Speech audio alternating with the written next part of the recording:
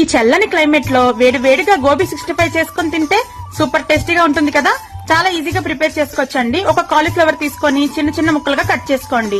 Clean గా wash అయితే చేసుకోండి. కడాయిలోకి వాటర్ వేసి లైట్ గా సాల్ట్, పసుపు వేసి గోబీ పీసెస్ వేసేసి ఒక 3 మినిట్స్ వరకు బాగా ఉడకనిచ్చి హాట్ వాటర్ అంతా డ్రైన్ అవుట్ చేసేయండి. మిక్సింగ్ బౌల్ మీద జల్లెడ పెట్టేసి 4 టీ స్పూన్లు మైదా, 2 టీ స్పూన్లు కార్న్ ఫ్లోర్ వేసి బాగా జల్లించుకోండి.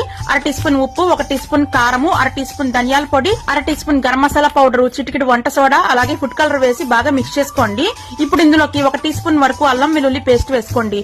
కొత్తిమీర వేసి బాగా మిక్స్ చేసుకోండి. లైట్ గా వాటర్ జల్లుకుంటూ పేస్ట్ అయితే ఈ విధంగా మిక్స్ చేసుకొని ముందుగా ఉడికించి పెట్టుకున్న గోబీ పీసెస్ వేసేసి మసాలా బాగా పట్టించి సైడ్ కుంచుకోండి. స్టవ్ వెలిగించి కడాయి పెట్టుకుని డీప్ ఫ్రై సరిపడా ఆయిల్ వేసుకోండి. మీడియం ఫ్లేమ్ మీద మసాలా పట్టించిన గోబీ పీసెస్ వేసేసి డీప్ ఫ్రై చేసుకోవాలండి. క్రిస్పీగా వేయించుకొని టిష్యూ పేపర్ లోకి తీసేసుకోండి. మిగిలిన పిండిలోకి జీడిపప్పు వేసి వేయించుకోండి. అలాగే పచ్చిమిరపకాయలు, కరివేపాకు వేయించి దీని మీద యాడ్ చేసి వేడివేడిగా లాగించేయటమే.